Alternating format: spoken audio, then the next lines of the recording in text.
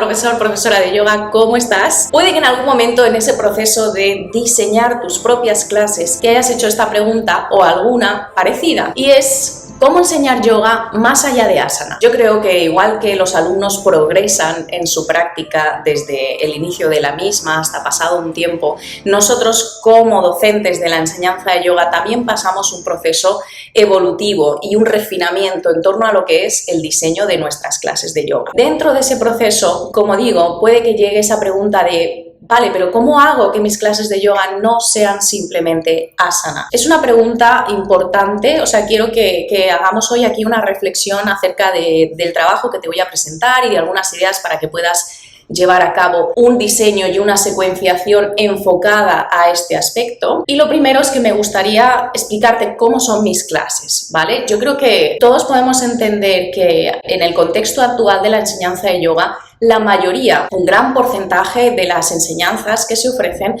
están basadas en asana. Y dentro de este contexto, mis clases también están incluidas. Es decir, el 90, si no el 95% de mis clases están basadas en la postura, están basadas en asana. Ahora bien, yo entiendo y creo que todos entendemos que yoga, por supuestísimo, no es simplemente asana. Entonces, ¿cómo puedo seguir nutriendo mis clases para que mis alumnos entiendan también que la práctica de yoga que hacemos en clase está también nutrida desde otras esferas que la complementan, desde ese aspecto, como decíamos, más allá de asana? Desde mi propia experiencia, práctica personal y rodaje, ha sido precisamente el cuerpo, el movimiento y asana la que me ha dado acceso a todo ese paisaje interior y a ese refinamiento en la mirada acerca de lo que es el comprender un poquito más qué es en sí la práctica de yoga. Como esa ha sido mi vivencia, esto es también lo que transmito a los alumnos.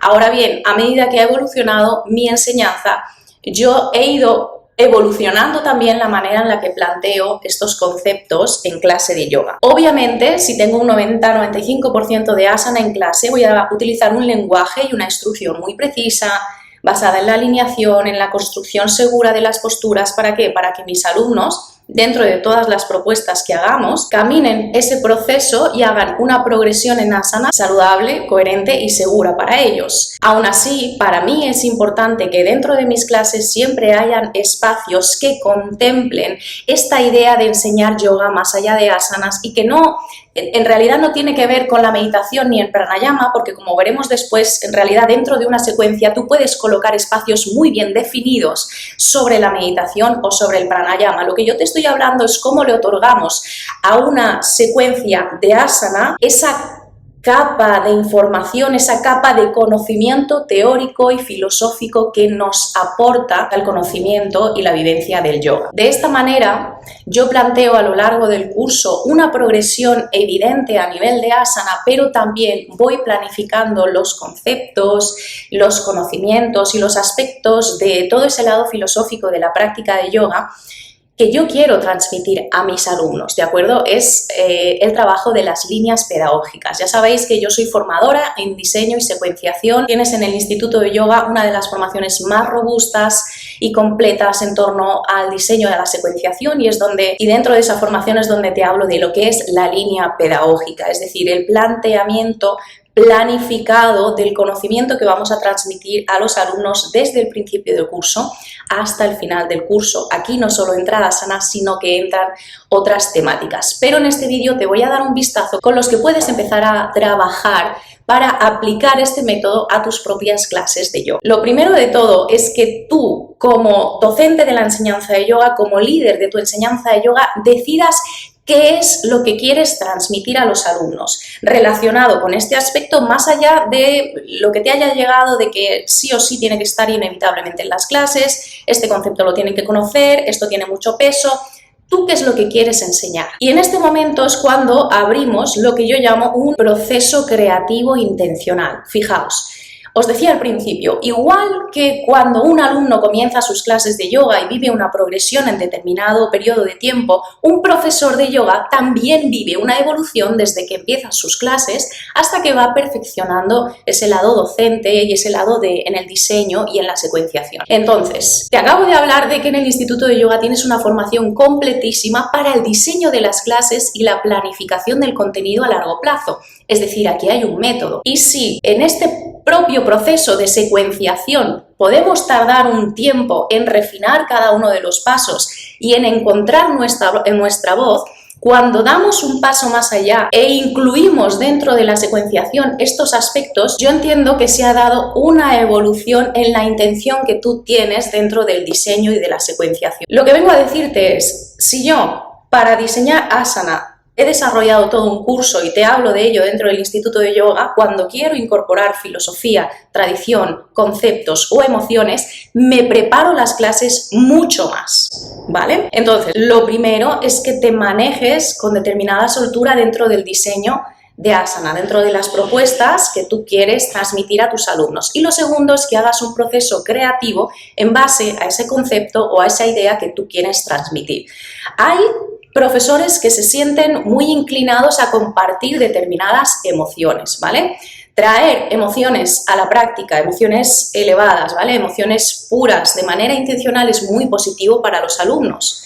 Es decir, no tengo que sentirme al 100% y en todo momento siempre absolutamente feliz, ¿de acuerdo? Pero si tú evocas esta emoción dentro de tu clase y les abres a tus alumnos una ventana donde les pides que traigan de manera intencional esta emoción a clase, van a poder disfrutar de esos beneficios y se van a poder sentir seguramente más plenos. Hay alumnos que prefieren compartir las enseñanzas de Patanjali, pero escúchame, dentro de los yamas y niyamas ya tienes 10 conceptos que hay que tomar con atención, con mimo y con cuidado, porque realmente son ideas con mucho trasfondo, ¿de acuerdo? Hay alumnos que quieren centrarse en compartir determinados aspectos, pasajes de la Bhagavad Gita, de cualquier maestro que ellos sigan con devoción. Entonces aquí es donde yo te digo, vale, decide qué es lo que quieres transmitir. Y en el momento en el que lo tengas, descarga todo lo que tú lleves dentro a nivel de experiencia. Es decir, yo te preguntaría, vale, por ejemplo, imagínate que tú quieres transmitir a tus alumnos un concepto como Abhyasa o Vairagya o Viveka, el discernimiento. Entonces, lo primero que yo haría sería, vale, ¿qué conocimiento tengo yo en este momento fresco que yo podría transmitir ahora mismo a mis alumnos acerca del discernimiento? Y lo vuelcas, o te grabas en una nota de voz, o lo escribes, o tomas notas y luego observas el resultado. ¿Es suficiente para ti? O sea, ¿crees que si realmente tuvieras a una persona que no conoce nada acerca de este concepto, si le das esta información puede entender lo que hay? Aquí tienes que trabajar con esa sensación de certeza en lo que estoy transmitiendo, de conocimiento. También puedes transmitir este conocimiento con autoridad, pero con autoridad no de aquí estoy, esto es lo que hay, esto es lo que te cuento y me tienes que creer, sino con reconocimiento en la integración de ese concepto que tú has vivido en tu práctica, con certeza, ¿vale? Con consistencia. Me siento con confianza, con seguridad a la hora de transmitir este conocimiento. Igual la respuesta es sí, perfecto, ya lo tienes. Igual la respuesta es no. Si la respuesta es no, entonces lo que haría sería complementar esta información ¿con qué? Con la lectura de los libros sagrados tradicionales del yoga, con el acercamiento a maestros, con la visión de otros profesores de yoga inspiradores, y de esta manera voy a complementar esta información. Y esto, ojo, te va a servir para dos cosas muy importantes. Por un lado, tus alumnos van a tener acceso a un conocimiento mucho más refinado y trabajado sobre este concepto que le quieres transmitir. Y por otro lado, a ti, como profesor y profesora de la enseñanza de yoga, te va a servir como recordatorio y como complemento a tu enseñanza, ¿veis? Y aquí estamos favoreciendo tanto la experiencia que va a tener mi alumno como tu propio recorrido y tu conocimiento como profesor de yoga. El tercer paso, cuando yo ya tengo esta información, es decir, he decidido qué es lo que quiero transmitir, lo he complementado en caso de que lo necesite, el tercer paso es clarificar esta información. A lo mejor es una persona muy intelectual, que le gusta recoger toda la información, tiene todos los datos, todas las referencias de libros, maestros, sutras. y al final dices, vale, ¿cómo me llevo 1,5 folios de conocimiento sobre el discernimiento a la práctica? Aquí es cuando hay que condensar, ¿vale? Y esto está enlazado con los siguientes puntos, que son los momentos clave de la práctica donde vas a transmitir esta información. Yo te recomendaría que guardaras todo esto sobre lo que has trabajado y que recogieras lo más importante, sobre todo favoreciendo tu propia experiencia, y que lo encapsularas en un pequeño párrafo, una pequeña presentación de 2 o 3 minutos. ¿Por qué? Por lo que te decía al principio del vídeo. Porque en mi caso, si no es el tuyo, perfecto, lo puedes hacer de otra manera.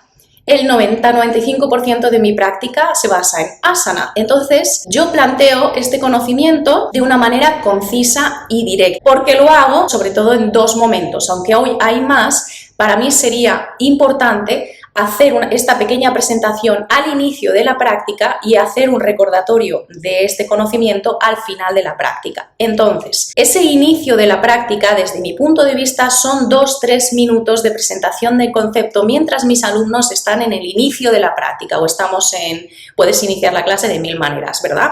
De pie, puedes estar sentado, podéis empezar acostados, pero este momento de apertura, de oye, focalizo mi atención, aterrizo en el cuerpo, me preparo intencionalmente para la práctica, es cuando yo dejo caer, chicos, chicas, durante esta clase vamos a estar trabajando un concepto precioso que proviene de la tradición del yoga, que es el discernimiento. Y en ese momento, breve, conciso, tus alumnos encienden las antenas y ya están receptivos a que durante la práctica hoy va a haber algo más. Entonces, en el momento, durante la práctica, en instantes precisos, vas a ir recordando este concepto, tus alumnos vinculan ese conocimiento con lo que le has contado al inicio de la práctica y entienden mejor el terreno en el que se están moviendo hoy durante la práctica de yoga. Entonces, tendríamos esa presentación al principio que va a ser concisa, va a ser directa, precisamente porque mis clases se mueven a través de asana y si fuera todo lo contrario, si yo les voy a hacer una disertación de 15 minutos acerca del discernimiento, pues entonces ya entraríamos en otros aspectos, ¿no? Es como que mis clases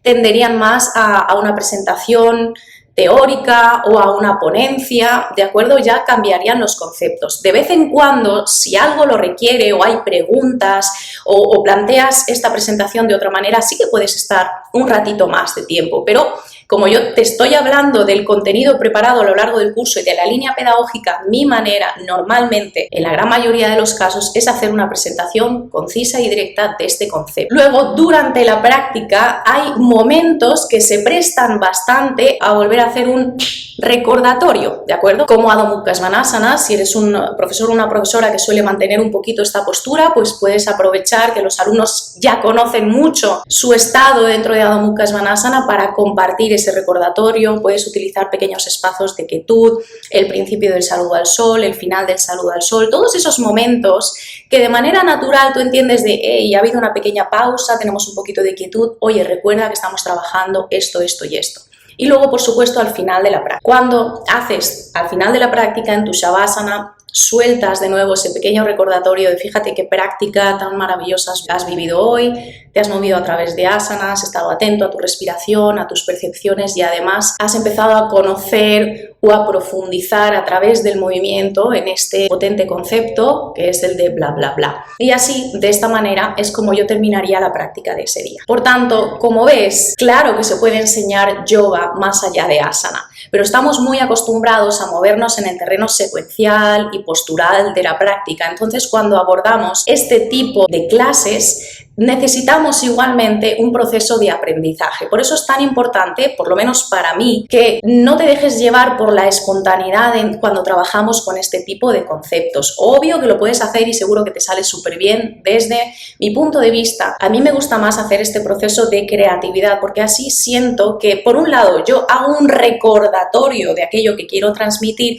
y, por otro lado, con el paso del tiempo voy refinando la palabra y el lenguaje con el que presento estos conceptos, porque al final te has llevado 5 pasos con los que puedes trabajar tus temáticas y tus clases de yoga más allá de asana. Sabes que tenemos la elección del contenido, el proceso creativo, dónde colocar estos conceptos dentro de la práctica, al principio, al final, y goteando un poquito por el centro, pero al final lo importante aquí, ¿qué es? Es la comprensión intrínseca que tú tienes de ese concepto y cómo escoges las palabras, las expresiones y el lenguaje adecuado para transmitirlo al alumno sin sonar como una enciclopedia. Es decir, cómo vamos haciendo real y sobre todo cómo lo hacemos práctico y cómo le damos significado a este tipo de temáticas, a este tipo de conceptos dentro de la práctica real del día a día con los alumnos en clase. Nada más por hoy, espero que el vídeo te haya gustado. Si es que sí, porfa, dale al like, considera suscribirte al canal porque como ves cada semana tienes nuevos contenidos relacionados con el diseño y la secuenciación, con la pedagogía, con el mundo emprendedor de la enseñanza de yoga. Te espero en los comentarios, ya sabes también que me puedes encontrar en Instagram o en la página web del institutodeyoga.es. Nos vemos en el siguiente vídeo.